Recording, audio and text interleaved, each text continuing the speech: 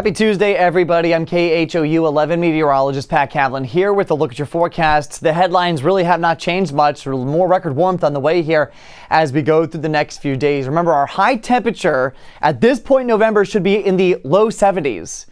So this is not normal where we are in the mid to upper 80s. I know that we've done this in years past where it's very warm, typically leading up to Thanksgiving. But again, this is not where we should be. Normally, our high temperatures should only be in the low 70s. And our overnight temperatures are running super warm as well. We should be in the 50s. Instead, we're in the upper 60s to around 70. So that stays in place here for a couple of more days. Now, we do see some changes in the forecast arriving by the end of the week. That'll come with a shower chance. Unfortunately, not a lot of rain. We really need the rain here. I don't think we're going to see a lot of rain from this first round Thursday into Friday. But it'll kind of bring us into more of an active pattern getting into the weekend and into next week. And of course, next week, a big week because we've got Thanksgiving. So we'll give you a look at your travel forecast for that as well. All right, look at the temperatures though. Again, so these are the records on the bottom. These are the forecasts on the top. So we're forecasting a high today of 86. That's the record. And to be honest, just based on where we are so far, I wouldn't be surprised if we actually go even above that. Wednesday, same deal, record high temperature for the day is 85. We're forecasting 87. And then by Thursday, as more cloud cover starts to move in, as a shower chance starts to move in, we'll actually start to pull away from the record, but we're still well above normal with high temperatures staying in the lower 80s. There's a look at things outside this afternoon. So no rain on the map, which would be indicated by any green, yellow, red. It's just a lot of cloud cover. So partly cloudy skies, a lot of humidity though coming in from the Gulf. You can actually see that humidity flowing onshore. Again, from the Gulf, and that's what's bringing us all that cloudy weather. But notice no rain across the state. West Coast, though, is pretty active. Big storm system here moving through California. Heavy mountain snow, a lot of rain. Flooding has been an issue from the desert Southwest all the way into the mountains of California. That's the storm system that'll kind of miss us later this week. It'll bring us a couple showers, but not the heavy beneficial rain that we were really hoping for. So there's the setup for the rest of today. Again, near record warmth with high temperatures in the mid 80s. With high pressure to the south and east, notice the flow around that high is clockwise. That continues to bring in more and more of an onshore flow. So more humidity for Wednesday. That may actually be enough to bring us maybe a stray shower chance. Again, it's not going to be anything significant. Just don't be surprised if you're outside tomorrow and you get hit by a couple of raindrops. Thursday, though, that storm from the West Coast starts to finally dislodge itself from California and move eastward. And as that happens, there may be an opportunity for a couple of late showers. Again, that's going to be an isolated chance as well, because right now it looks like the bulk of that energy, the bulk of that heavy rain will go farther to the north. We will see more cloud cover on Thursday, though, and again, maybe a stray shower, but that's about it. So again, we're dry today, just a 20% chance then for Wednesday. Same deal into Thursday as well. I bumped us to a 30% chance on Friday because once the cold front that's associated with that Pacific system moves through, there could be a storm chance in the morning. I think Thursday afternoon, though, looks fine. But again, still kind of unsettled for Saturday and Sunday. So not a washout, but a couple of isolated showers and storms. Not out of the question, but again, this is nothing that's going to have an appreciable impact on our drought situation here across Southeast Texas. So here's the timing of this. Again, the heavy rounds of rain stay to our west through the hill country, getting into the Metroplex for Thursday morning. That will continue, again, rounds of rain here to our north and west. For us through the afternoon, mainly cloudy skies, couple of hit or miss stray showers. That's it.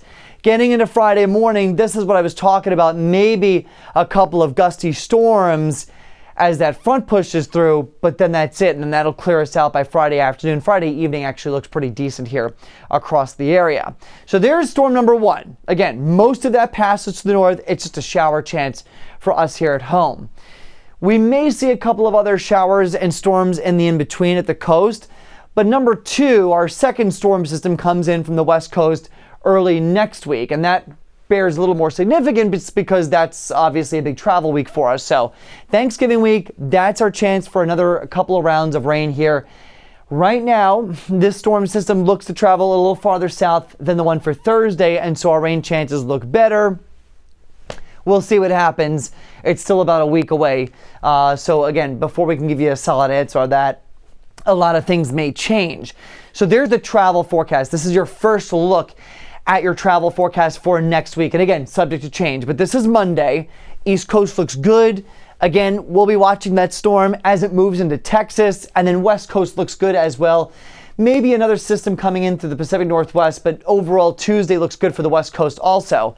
We actually may be seeing more active weather here on Tuesday next week. So again, couple downpours and storms penciled into the forecast. East Coast looks okay, maybe some rain and snow showers up across the Northeast. And then as we get you into the day on Wednesday, that system starts to move east across the Mississippi Valley, maybe bringing some rain chances to Chicago, maybe a couple showers to New York. The West Coast, though, looking okay. How does that impact air travel?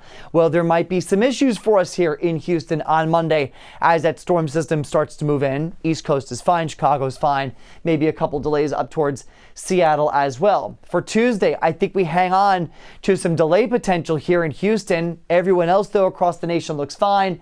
And then by Wednesday, that system finally starts to march east. Again, West Coast looks okay. We may have some residual delays here, but really I think it'll be areas like New Orleans up towards Chicago that could run into some issues. Now, we need the rain, like I mentioned, so missing out on this activity for the end of the week is not really in our best interest here. We're running about a 2¼ inch deficit just for the month alone. But when you look at the year as a whole, look at this. We're running over a foot rainfall deficit, at least a 12½ inch rain deficit year to date. And again, that is starting to manifest itself in the form of a drought here across the area. Well, after these next 2 rounds of rain, both at the end of this week and then into the beginning of next week, there will be a really good opportunity for some beneficial rain across parts of the state. Now, whether or not that actually moves into our area remains to be seen, right? So where does the heaviest rain actually fall? That question is still up in the air right now, though it does look like it's going to be from the Metroplex down through the I-35 corridor and across the hill country. But this is subject to change. Hopefully we can pull some of that rain in our direction. I mean, look, the yellow shaded areas here, that's still over 3 inches of rain. So we could actually get something here, especially for the beginning of next week. But again, it looks like the bigger totals will be to our north and west. If you're doing any traveling tomorrow, weather's not too bad here across the Northeast. It'll be maybe blustery with a couple showers for New York and Philly. Otherwise, though, chilly with temperatures in the 50s and 40s. Down across the Southeast, this is where the nicest weather will be. Temperatures in the 80s. We'll see mainly sunny skies, dry conditions, 70s up towards Nashville, Charlotte, and Atlanta. But all in all, nice weather, especially down towards Florida with highs in the 80s. Across our state, it's warm, but we see more cloud cover for a lot of areas from El Paso to Midland up through Amarillo. Maybe a couple showers for Dallas and San Antonio. Temperatures near 90, though, across South Texas. And then Kansas City, a cooler spot in the lower 60s. Going farther north, Kansas into Missouri, temperatures in the 60s, same for St. Louis. Colder for the Great Lakes from Chicago to the Twin Cities. High temperatures only in the 40s with mainly cloudy skies. No big storm systems, though, on the horizon. West Coast still dealing with that storm now. Again, across the desert Southwest, snow in the higher terrain. Phoenix, you'll be seeing some showers. Temperatures only in the 60s. Denver looks nice, so does Salt Lake, in and out of cloud cover. And I think California starts to dry out finally after days and days of rain. Across the Pacific Northwest, pretty mild here for the Intermountain West. Temperatures in the 40s and 50s from Boise through Billings, Casper, Wyoming.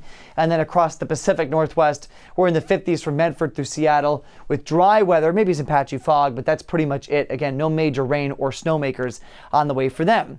Overnight tonight, it's warm, it's muggy, mix of clouds, maybe some patchy fog. Temperatures ranging from the upper 60s to the mid 70s. Tomorrow, record heat, maybe a stray shower chance as well. 87 in the city, 86 for Sugar Land, upper 70s to near 80 down towards Galveston, 87 Columbus, and 85 for Navasota and Brenham. There's the 7-day. We'll do 87 again as your high temperature. That would break the record of 85 tomorrow. A couple isolated showers possible tomorrow and Thursday. Maybe a morning storm chance Friday. And then again, just isolated showers and storms Saturday and Sunday with temperatures a little bit cooler finally in the 70s. And then again, our sights will turn towards the middle of next week, Tuesday and Wednesday, for our next legitimate real chance of rain across the area. That's a look at your forecast here on KHOU 11. Plus, we'll have another update on this forecast, what the travel period is looking like next week, and if there's any update to the end of this week, coming up with your forecast on the KHOU 11 News at 4 o'clock, which of course you can watch here on Plus and also on TV. Thanks for watching this. We'll hope to see you later.